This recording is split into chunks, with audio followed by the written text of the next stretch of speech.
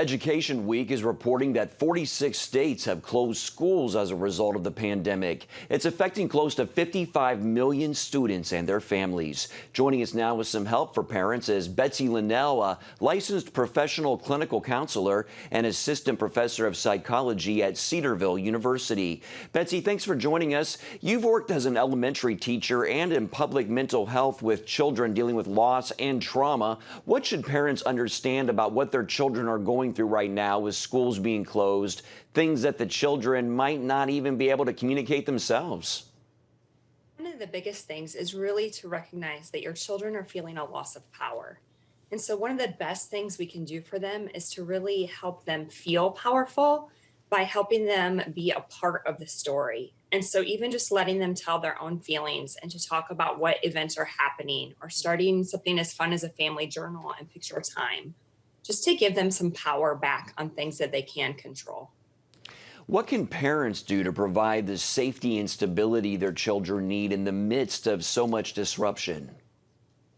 One of the best things, and it's true of all children of all ages, you mentioned that I'm also a professor, and I was talking with students today that they're struggling with the lack of structure.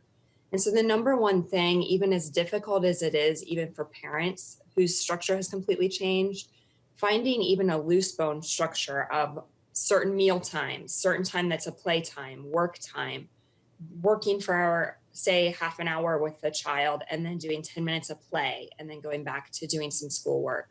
But a schedule and that routine that they can expect is vital right now.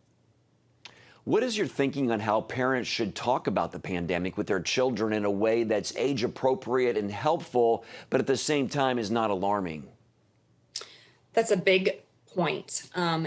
Every different child, even if I gave you specifics about ages, we know that every child is different. But for little ones, especially, making sure that you are asking them what they've heard and what they're most fearful of. I actually have an activity that I do with kids that just does four emotions, and it starts with anger, then you do sad, scared, and happy. And I have them do beads or stones, or you can use macaroni, you can use anything. And I ask the parents to put their hands up and just tell the child, tell me everything you're scared about. Tell me everything you're angry, everything you're sad. We always end on happy. And I talk to them about let mom and dad carry those feelings, but helping kids be able to share the things that they're worried about. And then as adults, limiting the exposure that children have. We often as adults want to keep looking at the news feeds, and that's not best for us. It's definitely not best for the young people. Well, like you said, this is really a hard time for pretty much everyone, including the kids. What are some of the ways that parents can teach their children about character and about faith in these challenging times? That is an excellent question. And honestly, these challenging times are some of the best moments for us to capitalize on as believers, because we can take them back to the heroes of the faith. We can take them back to Hebrews 11, and we can talk to them about how by faith, all of these individuals did things that they would have never imagined being able to do. And that takes me back to your very first question. It is an amazing time for children to be able to write their own stories.